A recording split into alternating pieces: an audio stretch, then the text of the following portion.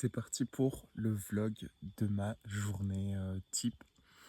Donc là, il est 7 h, réveil à peu près à 6 h et ensuite un peu de sommeil entrecoupé. J'avais encore besoin de récupérer un peu. Et donc là, c'est le moment de prendre un peu de nourriture, de se requinquer avant la marche.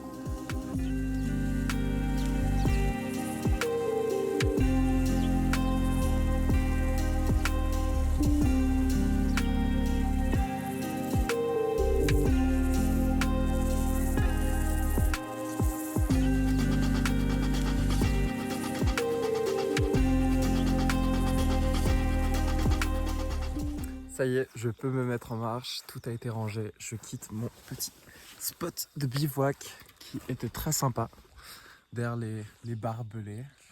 Je suis quasiment tout le temps sur des routes comme ça, en terre. Et quant au lieu, je suis dans les montagnes et c'est des montagnes qui sont subtropicales, les Yungas, et qui sont notamment réputées pour leur brume. Il y a tout le temps des nuages et ça reste une région très humide.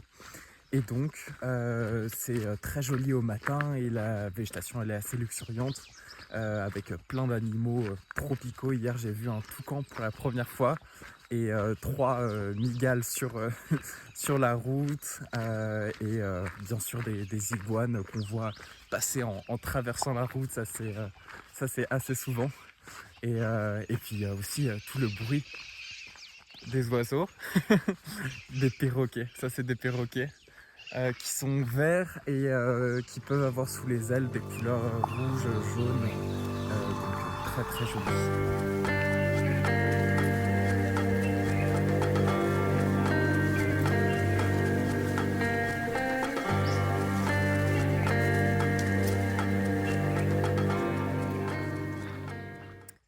En général, au bout de 1 h 30 de marche, je fais toujours des petites pauses de 5, 10, 15 minutes pour boire un peu d'eau, manger grignoter quelque chose, et puis ensuite je continue sur ma route.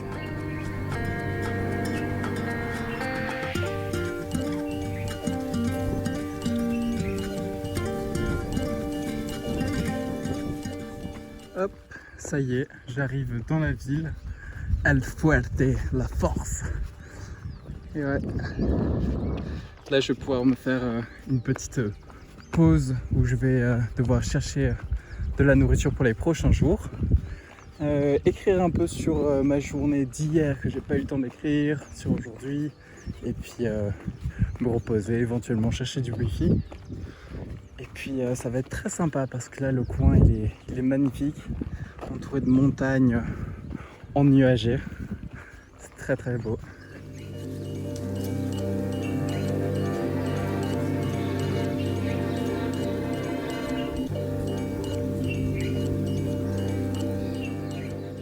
Bon, alors, comme d'habitude, c'est pour réussir à trouver la nourriture. Moi, il faut que je trouve un kiosco, donc les petites boutiques dans les villages où on peut payer par carte.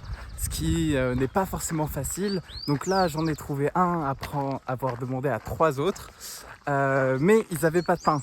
Donc là-bas, j'ai fait en sorte de pouvoir échanger en achetant un truc et voilà des genres de petites magouilles pour avoir des effectivos, donc des billets. Et donc maintenant, je retourne à d'autres kioscos pour réussir à choper du pain, ce qui sera pas mal. Petite pause de l'après-midi, après avoir mangé, etc. en ville et avoir remarché encore un petit bout. Et là, on arrive sur un coin, un peu comme d'habitude, avec des ossements dans tous les sens, avec des bouts de colonnes, des gros bouts d'eau, quoi.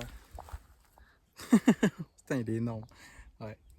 Non, c'est devenu la classique, mais je trouve pas le crâne. Le crâne n'est pas là. Ouais. Mais il y a une plume d'un des rapaces qui vient grignoter ensuite. Elle est pas mal. Pas mal, mais il y a mieux. J'aimerais bien trouver des plumes d'oiseaux un peu plus colorées. Ça devrait se faire.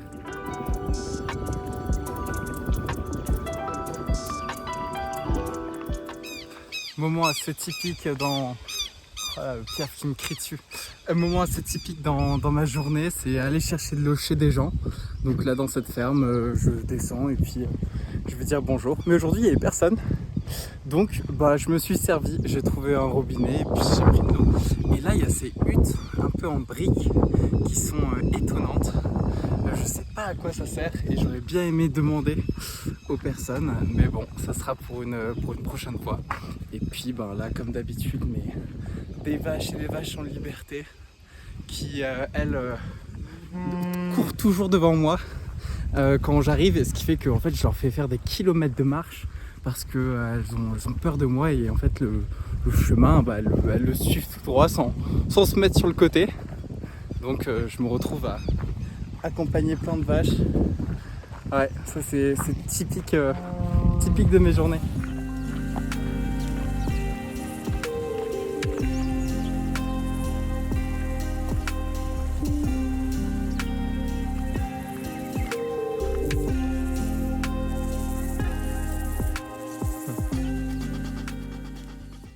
Il est 18h15.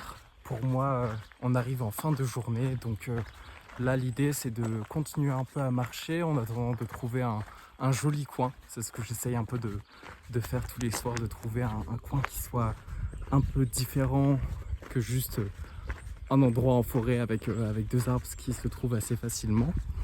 Et en général, c'est ce qui me fait marcher quelques kilomètres de plus le soir. Ce qui est assez agréable parce que c'est toujours avec la sécurité dans le doute, je sais que je peux trouver facilement un coin pour dormir si je trouve pas de super spot. Et puis ça me permet de marcher quand il fait un peu plus frais aussi. Et puis avec le petit objectif de trouver un endroit stylé. Donc c'est un moment sympa et là je cherche un coin dans toute cette verdure avec éventuellement une petite clairière. Voilà. Joli endroit où je pensais être dans une réserve naturelle et puis finalement je tombe sur des maisons donc je demande un peu d'eau. Puis comme d'habitude je me fais aboyer par les gros chiens qui sont là avant que les maîtres les calment. Au vu de la tête des maisons en bois et des personnes qui vivaient là, je pense que c'est des gens qui vivaient là de manière illégale, vu qu'on est censé être dans une réserve naturelle. Et bien sûr, c'est interdit de construire ici, je crois en tout cas. Et bon voilà, c'est des gens qui squattent, mais finalement ça se fait beaucoup. En Argentine, il y a beaucoup comme ça de lieux qui peuvent être abandonnés par des familles qui sont squattées ensuite. Et ensuite, ces gens-là, ils aimeraient bien récupérer quand même le titre de propriété. Donc c'est quand même quelque chose qui se fait de s'installer. Et puis il n'y a pas cette surveillance aussi accrue qu'on a notamment en Europe, en France. Donc finalement, c'est assez possible de faire ça par ici. Moi au moins, ça me permet d'avoir de l'eau sur le chemin. Bon, je pense avoir trouvé un spot, donc un grillage comme toujours enjambé. Ça au moins c'est pour moi la sécurité d'avoir un endroit où je ne serai pas embêté par des vaches ou des animaux. Bon. Et puis c'est toujours des propriétés, ou en tout cas des propriétés très très grandes, avec des grillages un peu partout, mais en même temps où il n'y a jamais personne. Et je pense que du coup par ici, je devrais pouvoir me trouver un coin pas trop mal. Ça y est, le hamac est installé. Mais je mettrai la moustiquaire et le tarp, le toit de hamac, ensuite quand j'aurai mangé, quand je me serai reposé, quand j'aurai écrit. Parce que déjà il y aura des moustiques, là j'en vois déjà pas mal. Et de la pluie, il y en a souvent parce que on est en saison de pluie. Et donc il pleut en général presque tous les soirs. Un petit orage et puis ça passe en quelques heures. Donc c'est assez court, ça rafraîchit, mais ça demande de mettre le tarp tous les soirs. Résumé de ma journée, 34,2 km, donc c'est pile dans ma moyenne. C'était une journée très sympa, beaucoup de bois, de forêt, de montagne, donc ça c'est joli. Demain, la prochaine ville est à 15-16 km, donc c'est parfait parce que ça me permet de me faire ma prochaine pause d'entre-deux journées dans une ville, ce qui est sympa, ça me permet de profiter du parc, recharger mon téléphone, etc.